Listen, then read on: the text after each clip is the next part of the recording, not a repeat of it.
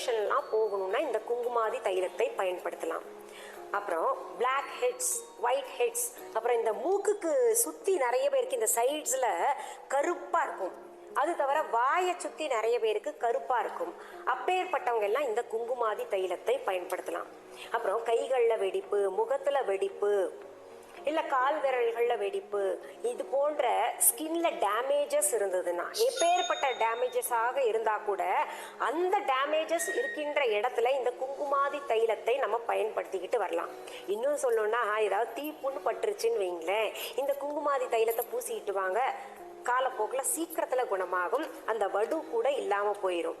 இப்படி சருமத்திற்கு பல வகைகளில் நமக்கு குங்குமாதி தைலம் உதவிகரமாக இருக்கு. நல்ல மெருகூட்டும், நம் சருமத்தை மெருகூட்டும்.